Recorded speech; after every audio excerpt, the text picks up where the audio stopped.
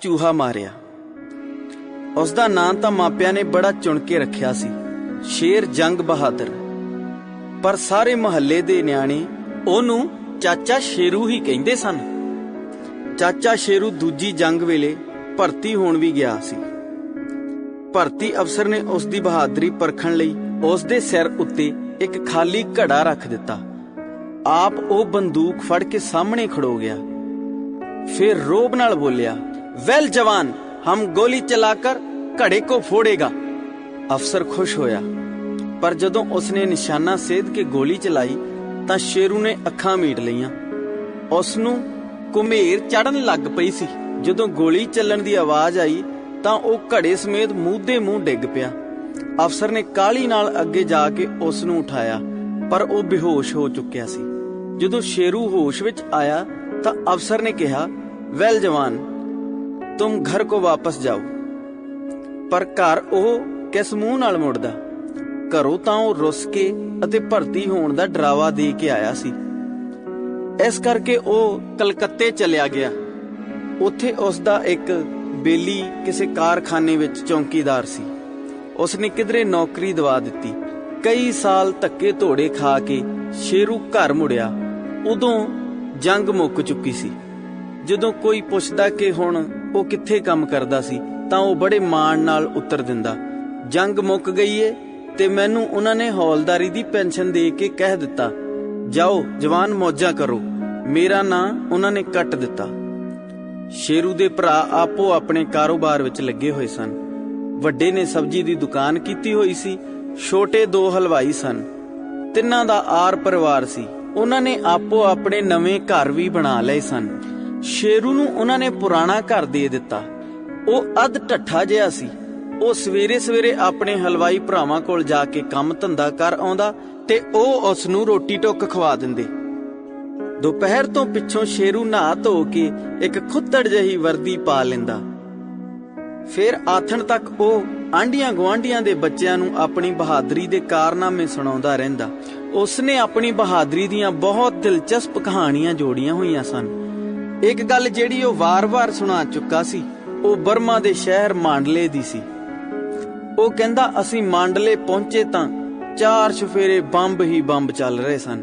आसमान उत्ते धुआं ही धुआं। जिथे बंब डिगे उत्थे खूह पुट्टिया जाए। खूह विचों पानी उछल के बाहर निकल आए।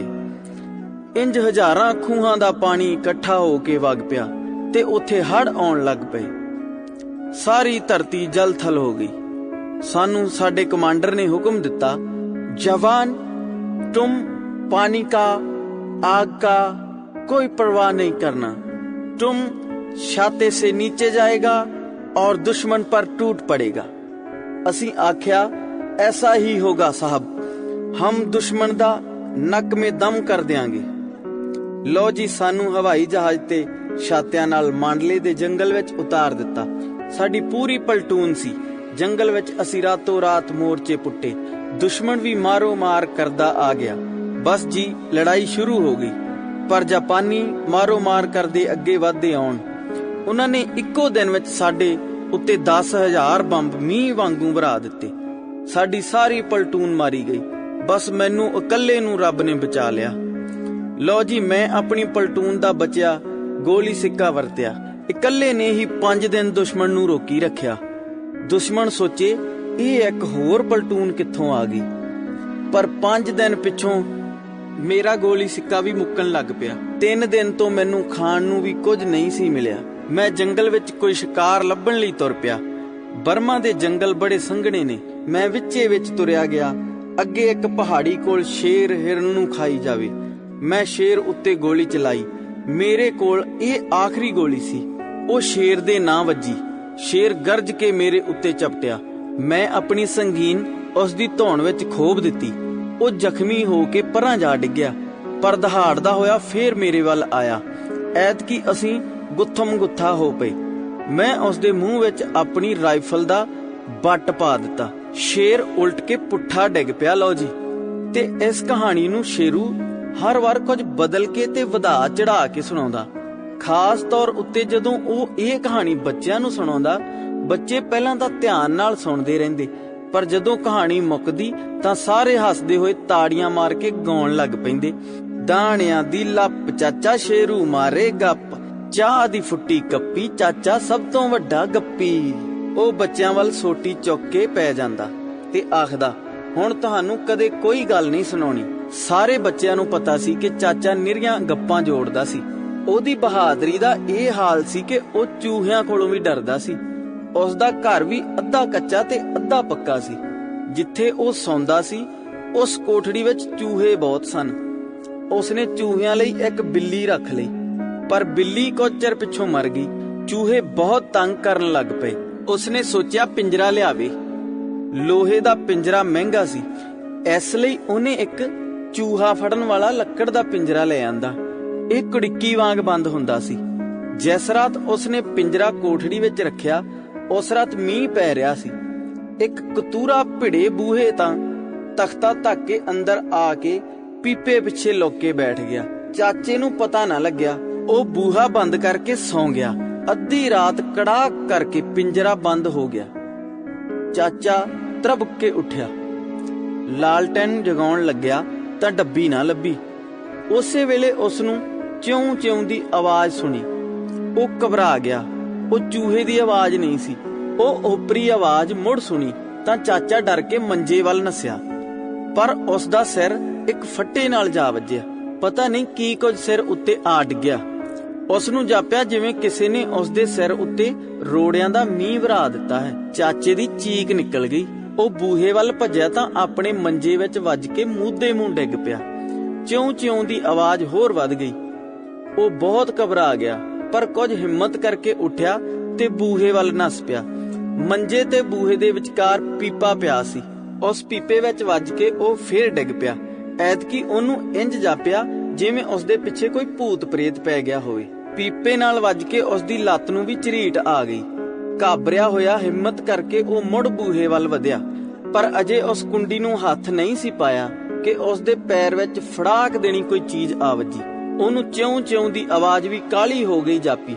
ਚਾਚੇ ਸ਼ੇਰੂ ਨੇ ਟਪੂਸੀ ਮਾਰੀ ਤੇ ਨਾਲੇ ਉੱਚੀ ਕੂਕ ਪਿਆ, ਹਾਏ ਨੀ ਮਾਂ, ਖਾ ਲਿਆ ਭੂਤ ਨੇ। ਕਿਸੇ ਨਾ ਕਿਸੇ ਤਰ੍ਹਾਂ ਬੂਹਾ ਖੋਲ ਕੇ ਬਾਹਰ ਵਿਹੜੇ ਵਿੱਚ ਆ ਕੇ ਰੌਲਾ ਪਾਉਣ ਲੱਗ ਪਿਆ, ਖਾ ਲਿਆ ਭੂਤ ਨੇ, ਖਾ ਲਿਆ ਪ੍ਰੇਤ ਨੇ, ਓਏ ਲੋਕੋ। ਰੌਲਾ ਸੁਣ ਕੇ ਉਸਦੇ ਗੁਆਂਢੀ ਜਾਗ ਪਏ। ਵਾਹੋ ਦਾਹੀ ਸਭ ਉਸਦੇ ਵਿਹੜੇ ਵੱਲ ਨੱਸੇ। ਹਨੇਰੇ ਕਰਕੇ ਕਿਸੇ ਨੂੰ ਕੁਝ ਪਤਾ ਨਾ ਲੱਗਿਆ ਕਿ ਕੀ ਹੋਇਆ ਸੀ। ਇੱਕ ਗੁਆਂਢੀ ਸ਼ਾਮੂ ਲਾਲਟੈਨ ਜਗਾ ਕੇ ਲੈ ਆਇਆ।